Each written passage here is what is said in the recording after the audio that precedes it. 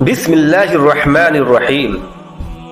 قبر کے 3 اہم سوالات جن کے لیے ہر مسلم کو تیار رہنا ہے۔ دوستو، اس دنیا میں جو بھی انسان آتا ہے اس کا اپنا ایک مقرر وقت ہوتا ہے، اور اس وقت کے پورا ہونے کے بعد اس انسان کو یہ دنیا چھوڑ کر جانا پڑتا ہے۔ اللہ تعالی نے ہر انسان کے لیے اس دنیاوی زندگی کو دار عمل بنایا ہے، یعنی جو انسان اس دنیا کے اندر جیسا عمل کرے گا، مرنے کے بعد آگے اس کے ساتھ ویسا ہی سلوک کیا جائے گا۔ جب کوئی بھی انسان اس دنیا میں مرتا ہے تو وہ مرنے کے بعد قبر میں چلا جاتا ہے، جو آخرت کی پہلی منزل ہے۔ یہیں اس سے اس کے اعمال کا حساب کتاب شروع ہو جاتا ہے، اور یہ حساب کتاب بھی انسان سے اس کے اعمال کے مطابق لیا جاتا ہے۔ اللہ تبارک و تعالی نے بہت سارے فرشتوں کو پیدا فرمایا ہے اور ان کے ذمے مختلف امور لگائے ہیں۔ ہر فرشتہ اللہ تبارک و تعالی کے حکم کے مطابق اپنے اپنے امور سر انجام دیتا ہے۔ اسی طرح اللہ تبارک و تعالی نے 2 خوفناک فرشتوں کو بھی پیدا فرمایا ہے، جن کو منکر نکیر کہا جاتا ہے۔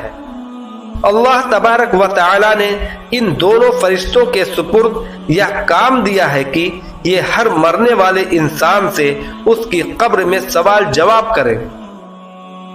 دوستو، جب کوئی انسان مر جاتا ہے تو اس کے ورثہ اس کو قبر میں دفن کر دیتے ہیں، اور اس کو دفن کر کے جانے لگتے ہیں تو ان کے قدموں کی آہٹ کو یا مرنے والا شخص سن رہا ہوتا ہے۔ ابھی یہ ورثہ مردوں کو دفن کر کے کچھ دور ہی جاتے ہیں کہ منکر نکیر زمین کو چیرتے ہوئے قبر میں داخل ہو جاتے ہیں۔ قبر میں یہ دونوں فرشتے ہر انسان کے سامنے اس کے اعمال کے مطابق ظاہر ہوتے ہیں۔ اگر مرنے والا شخص نیک تھا تو یہ دونوں فرشتے خوبصورت اور نورانی شکل میں ظاہر ہوتے ہیں، اور اگر مرنے والا شخص گنہگار اور اللہ تبارک و تعالی کا نافرمان تھا تو یہ دونوں فرشتے انتہائی خوفناک شکل میں ظاہر ہوتے ہیں، جن کا کوئی تصور بھی نہیں کر سکتا۔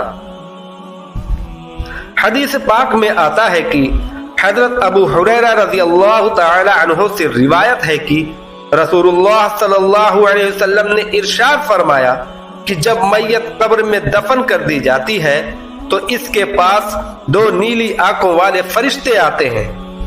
ایک کا نام منکر اور دوسرے کا نام نکیر ہوتا ہے۔ یہ دونوں فرشتے اس مرنے والے شخص سے سوال کرتے ہیں، من ربک، یعنی تمہارا رب کون ہے؟ اگر مرنے والا شخص نیک ہو تو وہ جواب دیتا ہے کہ میرا رب اللہ تبارک و تعالی ہے۔ اس کے بعد دوسرا سوال کیا جاتا ہے، ما دینک، یعنی تمہارا دین کیا ہے؟ اگر مرنے والا شخص نیک ہو تو وہ جواب دیتا ہے کہ میرا دین اسلام ہے۔ اس کے بعد حضور اکرم نور مجسم صلی اللہ علیہ وسلم کو سامنے پیش کیا جاتا ہے اور سوال کیا جاتا ہے، ما هذا الرجل الذي بعث فيكم، یہ شخص یعنی رسول اللہ صلی اللہ علیہ وسلم کون ہے جو تم میں بھیجے گئے تھے؟ بخاری شریف کے مطابق اگر مرنے والا شخص نیک ہے تو وہ جواب دیتا ہے، هو رسول اللہ صلی اللہ علیہ وسلم اشہد انہ عبد اللہ ورسولہ، وہ اللہ کے رسول ہیں، میں گواہی دیتا ہوں کہ آپ صلی اللہ علیہ وسلم اللہ کے بندے اور اس کے رسول ہیں۔ پیارے دوستو، یہاں پر آپ کو بتاتے چلیں کہ قبر کے اندر حضور صلی اللہ علیہ وسلم کی پہچان اسی شخص کو ہوگی جو دنیا کے اندر آپ صلی اللہ علیہ وسلم سے بے انتہا محبت کرنے والا ہوگا۔ جب فرشتے میت سے یہ 3 سوال کر لیتے ہیں اور مرنے والا شخص ان تینوں سوالوں کے ٹھیک ٹھیک جواب دے دیتا ہے تو اس کے بعد منکر نکیر مرنے والے شخص سے کہتے ہیں کہ ہم کو پتا تھا کہ تو یہی جواب دے گا۔ اس کے بعد اس نیک شخص کی قبر کو 70 ہاتھ وسیع کر دیا جاتا ہے اور اس کی قبر میں جنت کی کھڑکی کو کھول دیا جاتا ہے جو جنت کی باغوں میں سے ایک باغ بن جاتی ہے اور وہ قبر نور سے منور کر دی جاتی ہے۔ اس کے بعد منکر نکیر اس نیک شخص سے کہتے ہیں کہ اب تم سو جاؤ اور آرام کرو۔ اس وقت وہ نیک شخص منکر نکیر سے کہتا ہے کہ میں اپنے گھر والوں کے پاس جانا چاہتا ہوں تاکہ میں ان کو اپنے اچھے انجام کو بتا سکوں۔ اس وقت منکر نکیر میں سے ایک فرشتہ اس شخص سے کہتا ہے کہ نہیں، اب تم دنیا میں واپس نہیں جا سکتے، اب تم ایسے شخص کی طرح سو جاؤ جسے کوئی نہیں جگا سکتا سوائے اللہ کے جس کا تو پسندیدہ ہے۔ دوستو، اگر مرنے والا شخص کافر، مشرک یا گنہگار ہو تو منکر نکیر اس کے سامنے اس کے اعمال کے مطابق آتے ہیں، یعنی خوفناک شکل میں آتے ہیں، اور اس سے بھی یہی 3 سوال کرتے ہیں کہ تیرا رب کون ہے، اور تیرا دین کون سا ہے، اور تیرا نبی کون ہے۔